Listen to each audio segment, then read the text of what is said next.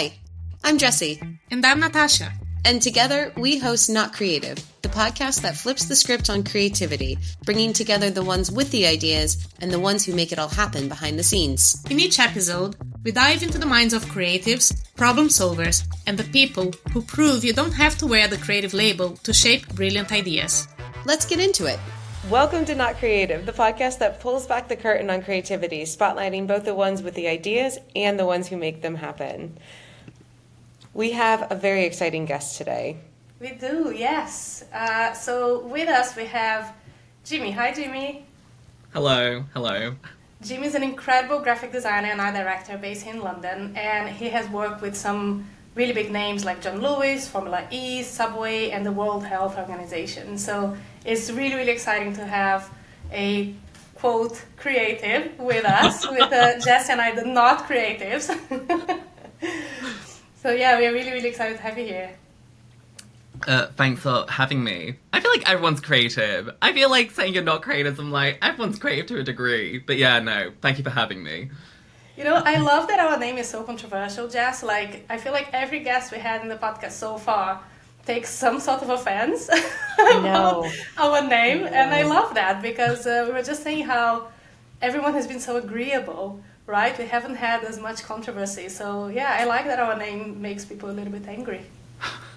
I'm going to just start talking to all my friends through the lens of this podcast, just so that they have to agree with me and be nice. I love that. I mean, I would love to pick up with you, Jimmy, straight away on that, because if everybody's a little bit creative, what does creativity mean to you? I feel like creativity at its core is just problem solving. Anyone can be creative. I am creative at 7:30 p.m. when I'm looking at my fridge and I'm like, I have hummus, I have really sad yogurt and flour. What can I do with this? You can come up with a lot of shit if you're creative. And I feel like we all have those day-to-day kind of problems which we solve. So everyone's like creative. I definitely like the idea that creativity is something that is practiced, that can manifest in small and big ways. I definitely think that it's a scalable thing. I definitely agree with that. Yeah, and problem solving, I mean, I agree with you. I feel like every problem solving is a creative one because you're basically having to find a way around things. Yeah. And yeah, you need to think about it like in a different way, don't you? But then I'm going to say something very uncreative. Say that you need to think outside of the box. Ooh. Oh God, gross. Sorry, I couldn't resist it. I just couldn't resist it. No, I could sense it coming. I was like, oh no. No, she's saying it. Oh no. Like, just going for it. Oh no. really proving a point there.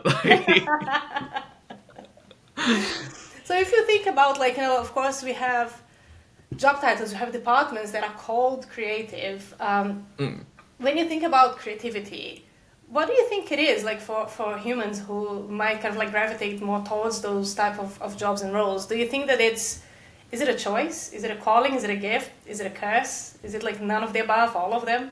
I feel like creativity can be a curse, sorry. Creativity can be great.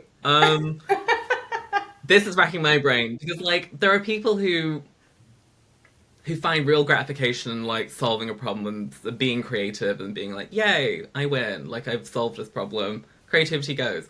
But then there are people who are, like, up all night racking their brain over small issues or fucking global issues, and it really keeps them up. And I have a friend who's very similar to that. She is probably the most restless person I know.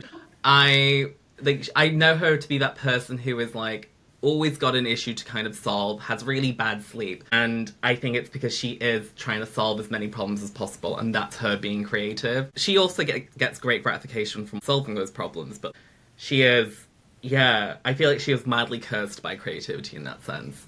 And I don't know if that answers your question, but for me, I feel like, yeah, it is a bit of a curse. Like, well, I really like that it's almost in that framework. It's almost a little bit of a burden. It's like a job to be done. Which made me think, and maybe this isn't a natural follow-on, but I want to ask it anyway. Yeah. When was the first time someone called you creative, or the first time you thought of yourself in that way? I don't know. I feel like it's... Oh, no, I do know. It's like when you're in primary... It's creative validation, yay. It's when you're a child and you're doing, like, pictures. Maybe it's the Asian in me wanting to be the best out of a certain group, but I would have teachers that, oh my god, this is great. This is going to go up on the hallway of the school or something because it's so well done and the art is great. And I would be like, yeah, that's my calling. I need to do finger paintings or draw pumpkins in single shades of color. For some reason, that was my first memory of being, yeah, design is for me. I definitely went down this route of wanting to do, like, fashion as a kid. I was like, oh, I'll do fashion, I'll be a fashion designer.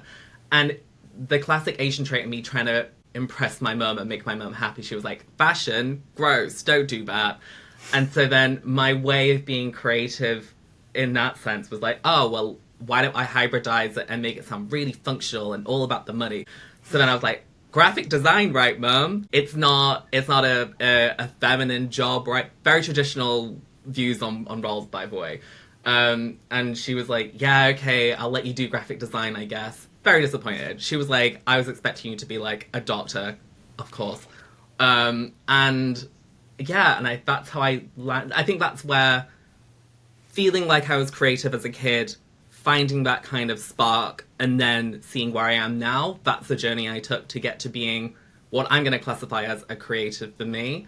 But yeah, I think it's validation as a child from someone saying that my design is exceptional. I find it fascinating just hearing you talking about your journey with creativity and this idea of like how creative validation got you on this journey when you were such a young kid. And it really made me think about the dark side of creativity. It would be really interesting to hear your perspective, Jimmy, on the dark side of creativity. The dark side of creativity. Ooh.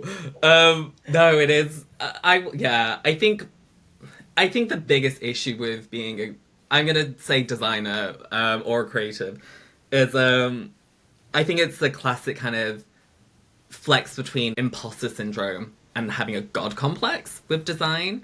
I feel like as designers, you put your heart and soul out into, I say soul, I don't know, I have less of a soul at this point now, but like, you put your heart and soul into design and you want people to receive it well. Back to the validation thing as a kid. And to have someone not understand your vision and kind of, I don't mind if you cut it out completely, but when you see it Frankensteined right in front of you, I get precious. And I think when you go through that kind of breaking and rebuilding into different versions of agencies you work in, it definitely takes a toll. I think you start to lose your initial vision of what you wanted to be as a designer, and you start noticing yourself getting more commercialized or turning into something which you didn't think you were going to be. I think that's kind of a bit of a break, and then I think that's where the imposter syndrome kind of slips in, where you think, I have to be this, but actually I don't feel like I am that person, and there's this like mismatched, you're misaligned, you're not seeing yourself as what you want to be, but also you want to be respected at that level in other people's eyes. I don't know, it's a lot of things which you can't control, which I've had to learn from my partner, where actually you have to kind of not try and control those things. Anyone's opinion is their opinion, but you can't control that. All you can control is yourself. And so I do something bad where I then either accept that and I go, okay, cool, I have to try and be myself. This is a bad version. Or I go into God complex, where I think I'm the best thing ever to like build my ego and my energies back up. Where I'm like, no, my design is great. Fuck them bitches. Fuck all of you. I get on that seesaw and I do this really erratic kind of back and forth. And actually, I'm still on that journey trying to figure out that nice balance. But I think the industry right now, maybe it's my more recent experience, but I'm really teetering on that seesaw of major imposter syndrome and then actually got a complex. I am the best I'm gonna be. So yeah, it's I don't know if you've experienced that, but I feel like it's a kind of common thing, actually maybe as an adult anyway, that you have to swing that seesaw. I can speak for Natasha and say she's definitely had a God complex in her day. I like how you say it in the past. Natasha love the past regularly sentence. has God complexes. Explain. I want to know. Come here, Natasha. Tell us. Conversation for another time. So, Jimmy, we talked a lot about it's when you're talking about the God complex, and like Jesse and I have been working with so many creatives in general, and I feel like there is quite a lot of that tension between art and commercial work. Something might not be quite right, and then you have that tension between the artist and the designer, and the like the commerciality versus keeping true to what you believe is right for it. Because I don't think any designer comes to the table thinking, oh my god, I'm gonna do this work, and I know it's bad for the client, but I think it's cool anyway. I honestly don't believe that. I think that they do believe that is right for the brief, but that's when you have clashing of opinions. Yeah, I think the key kind of fundamental is like communication. I just think there are times I've definitely experienced in my past where briefs haven't been written out with an expectation of, let's be honest, this is like bottom of the barrel work where you just need to execute something, get it out the door.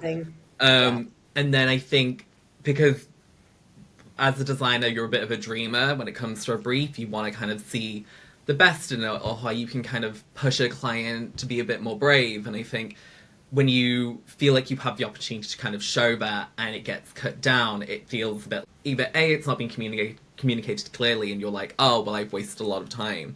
But also B, you feel people aren't as aspirational in their goals. You feel like you've then misaligned in kind of what you both want to do as the output. I don't know. I feel sometimes there is that kind of fine line of people not talking and then things get tangled, and at the end it's both what neither of us wanted to do and we're both disappointed. So yeah, I definitely feel like communication is pretty key in that sense. But I think as designers, you always want to do the big thing. You always want to be the person who's made big ego, God complex. You want to be that person who has pushed and changed something for the good. And I think deep down, we all just want to make things better.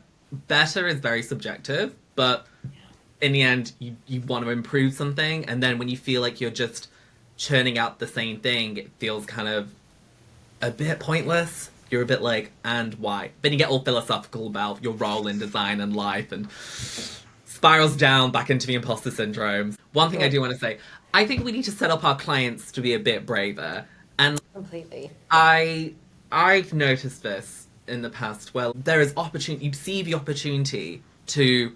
You might not deliver on bravery. You might not deliver on something which is groundbreaking, but to kind of plant the seed in the client's brain to go, oh, we could be the next blah blah blah. I don't know what.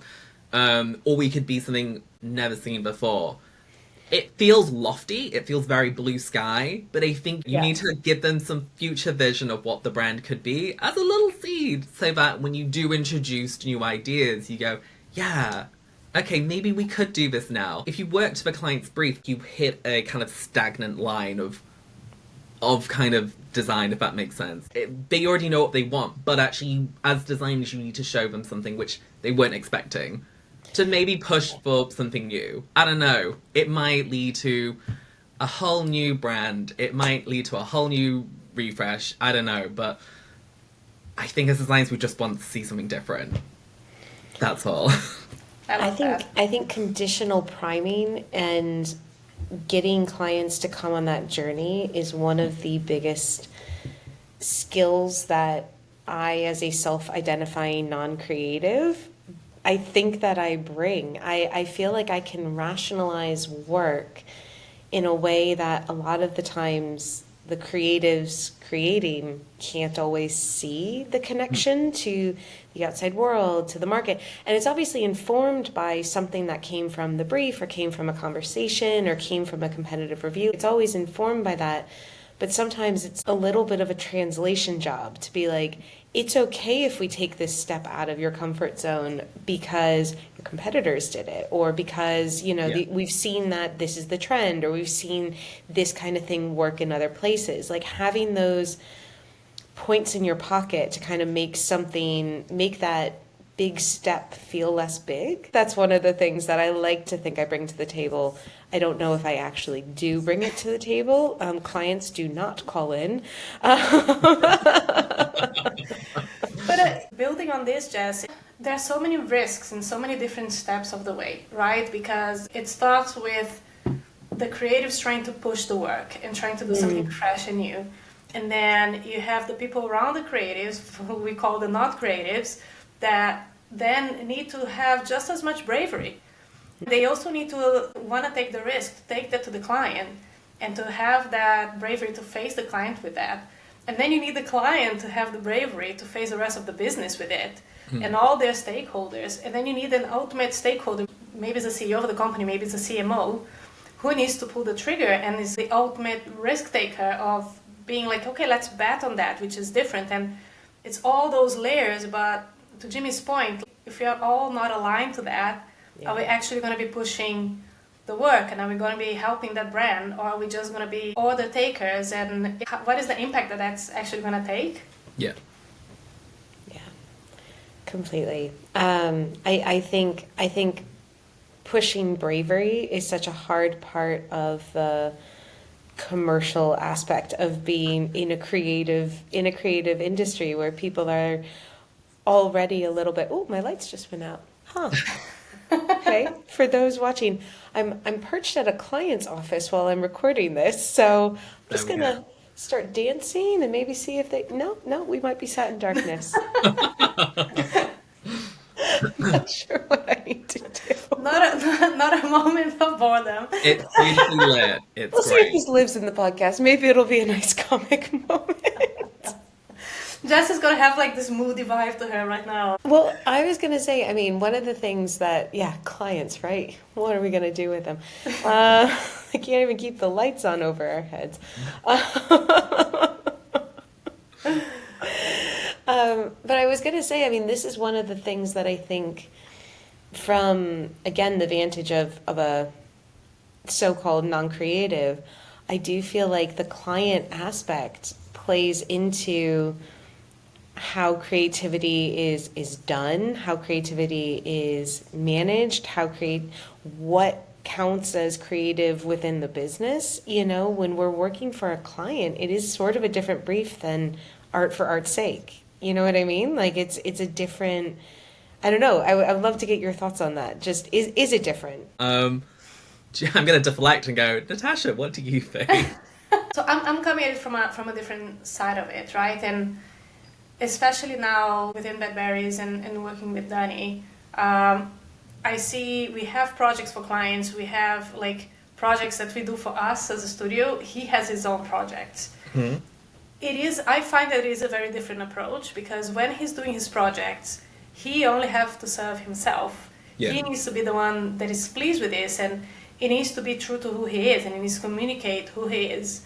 Mm-hmm. Now, you could think the same about us as a studio, but then like you have different people in the equation, like mostly me, and I'm very opinionated, so it's not just about him anymore. Like, we have like another player, and I think it completely changes the way that he will approach a brief, and collaboration becomes really important. And when we add the third layer of like having a client or the creative overlord, I love that, Jess. I'll use it now.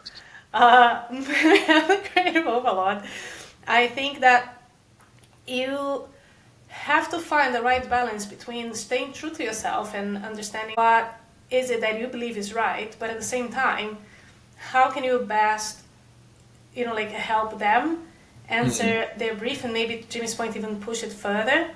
I find that, in the past, I had to learn this the hard way. And Jess, you might remember a few of the many arguments that I had with designers in my past life. Because I feel like at the end of the day, like, no, everyone is just really passionate about the work. Like, I might not be the one producing the design output, but I'm incredibly passionate about it. You know, I feel like I care about it just as much as the creators do.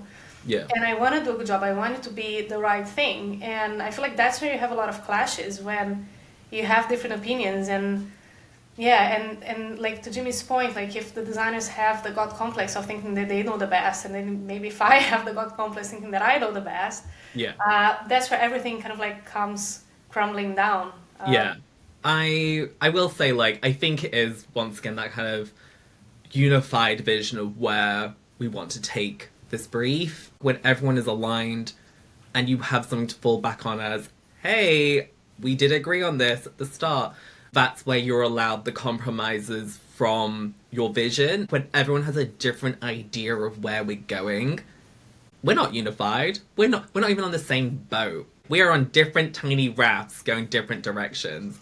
And we're not going to get to the same place if we don't have a single goal in mind together. So that's where I find where projects start to collapse the most, where everyone has a different idea of where they're taking this project. There's a lot of nodding, a lot of, yeah, okay, fake compromise just to get the meeting out the way. The meeting's done, phew, we go on our own directions again. That's where there's that kind of wrangling and understanding where we're going. That's where things start to fall apart early on. But I also feel like people who kind of help project manage and kind of organize like regular kind of meetups with people like creators, designers, strategists, to make sure we're all on the same page are fundamentally pretty important to the process. Otherwise, we're not going to talk after a couple of weeks and all of a sudden I don't even see you in the horizon, you're gone. Unified visions, I think, help a lot. Like a lot. And ones which we are truly passionate about as well. Because I can agree on something, but do I actually agree on something? Probably not. But if I'm genuinely passionate about where we're taking it, and so is the strategist, so is the creative, so is the accounts and who knows what, and the client as well, then it makes the process a little easier. Also, this is a thing which I've learned. Having a common enemy gets everyone together. Having a mutual thing to hate is great. Because you aren't making your fellow co-workers the enemy. You're making this... It could be some grey zone answer the enemy. Or it could be, I don't know, the industry. Or it could be, I don't know, global warming. I don't know what the enemy is. But the enemy is something which we're unified against at least. As they get older, I've learnt, like, the enemies are bigger, loftier problems in the world, which we all are unified to fixing. So, yeah, find an enemy, find something which unifies the team.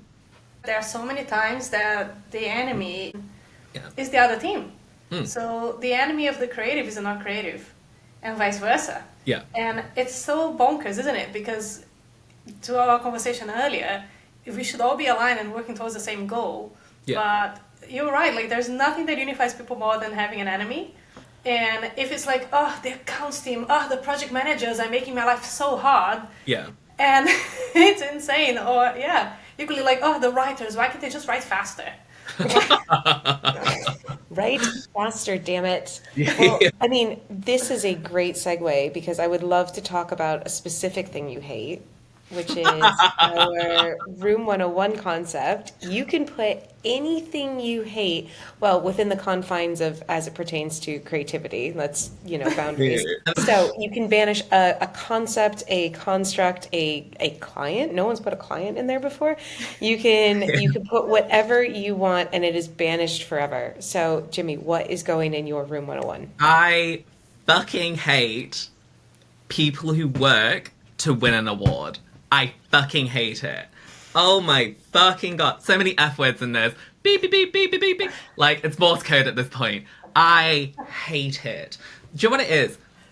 I feel like awards have really changed the way people approach projects. Because before, I feel like awards were given to work which actually, like, you were like, oh, it's creative effectiveness. It's effective, it's creative change of value. Well done. Award. I think now I've noticed projects more and more at the briefing stage being like, this needs to be award winning. And I'm like, okay, if your intention wasn't to do something of effectiveness from the get-go, how is saying it's going to be award-winning going to change the way I approach the project? But it does. It changes the way people rationalize their decisions. And then, once again, unified vision, gone. Because one person's way of winning an award is, I think we should put more emotion into the video, or, oh, I think we should do this instead.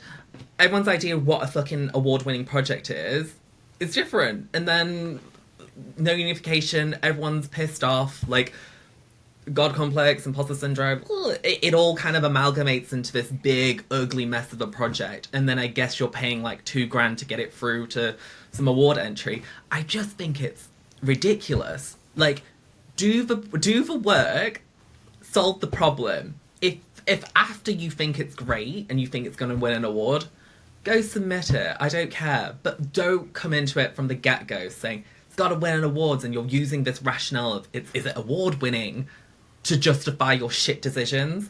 Oh, it pisses me off so much. We have mixed opinions on this. I also hate awards.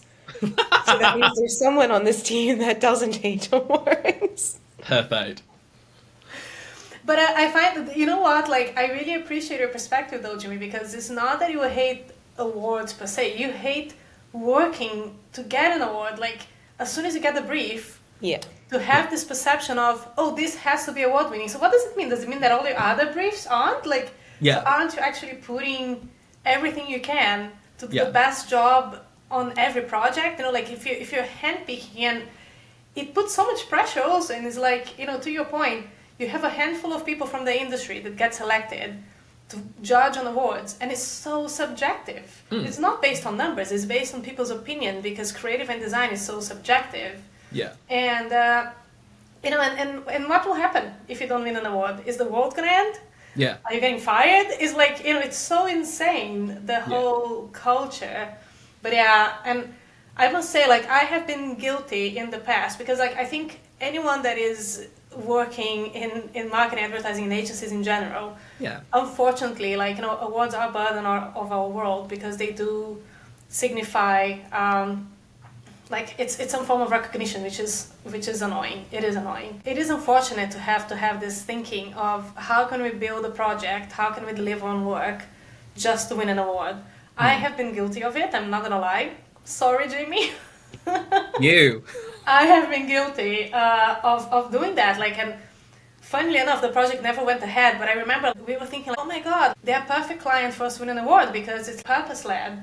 And we were trying to dig a project and to create a whole campaign, and we were even going to invest in it. Like, we were going to go to the client and be like, we pay half of it, but can we just do it because we think it can win awards? It never went anywhere. But sorry, I was guilty of doing it, and looking back now, it is an awful thing, isn't it? Because we should think that every project we do should have the merits of, you know, potentially winning an award. It's seeking external validation for something which actually you should be happy with anyway. I don't know. I think it's this vicious cycle of, like, clients need to see awards to show effectiveness, but then some awards are soulless, they're empty. You pay for it, great, bye. You're part of a small selection, you get to put it on your website, woo, oh, it's in the creds deck. And then you're back on that circle again. Gotta get more awards, gotta clients see the awards. Like, it's this horrible circle. It just seems a bit pointless to me in a way. I'm a bit like, I think that cycle needs to end. I don't know what the solution is. It's like, can I just point out the irony? I literally just realized this now, that I like what I have on my background. Yeah, but you're like, oh no, the award, and you're like pushing it to the side. Yeah, honestly.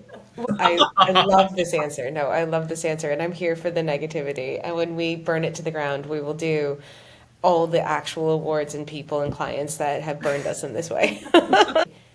Early on, you said something about, you know, project managers and people who help just kind of like schedule, keep you on track, ensure that you have touch points, ensure that communication is good.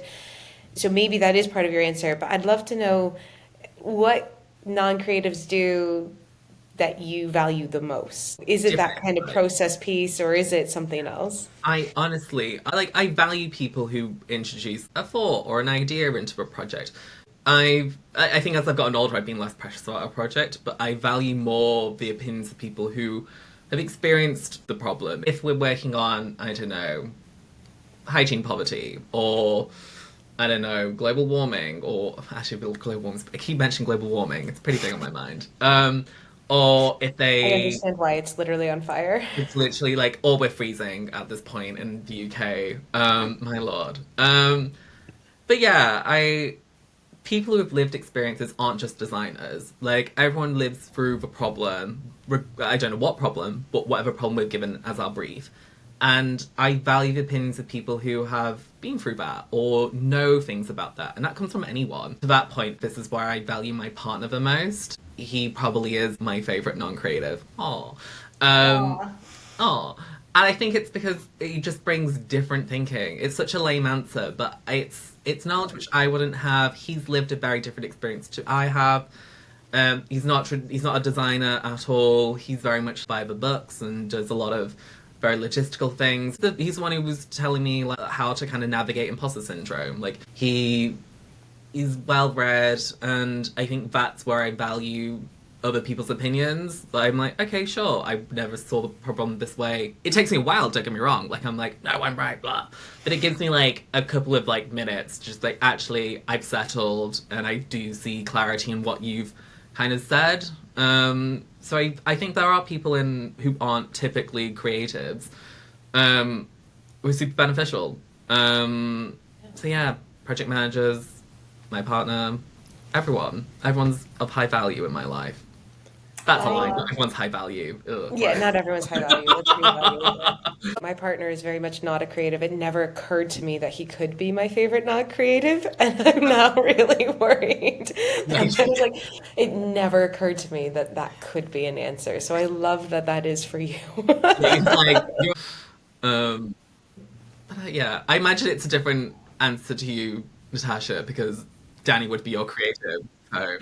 Yeah, my partner is a creative, so I like. Hopefully, I am his favorite not creative, but I mean, as his business partner, he may have a business answer and a personal answer. Natasha's on the phone now. She's like, "You better." Like, Give me an answer now. Oh, I love it. I mean, that really does answer how people can contribute. You know, you said something really nice about non-creatives contributing with just a thought or an idea or just an entry point on something that's in your head, but they're coming at it from a different angle. And it really does speak back to that kind of ongoing process. It could be big, it could be small, it's all problem solving. You've gone full circle, Jimmy. You've gone full circle in a really tidy way. And I already have the questions that I want to ask on the bunny to the ground. Yeah. I have so many opinions. This is like the soft version where I'm trying to I'm rewording it in my head as I'm trying to be nice. But I'm like, this bitch, that bitch, and I'm like, no, we are gentle souls on this Just some side. food for thought, but things, for example, what happened when a not creative really fucked up?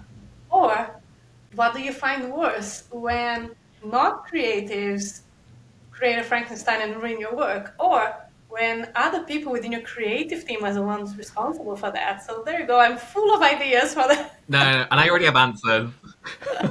Like heartburn already. We'll stop recording and then we'll talk. Yeah. Yeah, I only asked this now because I knew we were at the end of the podcast. I was like, we're not going to have time anymore. So. Well, Jimmy, this has been so much fun. Thank you. I hope I've shared wisdom. I say wisdom. It's been spatterings of ideas which might contradict but might connect. So we'll find out once we listen to it. Yeah, I think they connect. Thank you so much for coming and chatting to us. Thank you for having me virtually. We should do this in person next time. I think it'll be fun. Thank you so much, everybody. Really appreciate the listen. Thank you all. Lovely to be here. Bye. Thanks for listening to Not Creative. If you like this episode, follow us for more and spread the word. You can find us on all the streaming platforms, Instagram, and YouTube at Not Creative Podcast. Catch you next time. mean, that was pretty freaking good, man.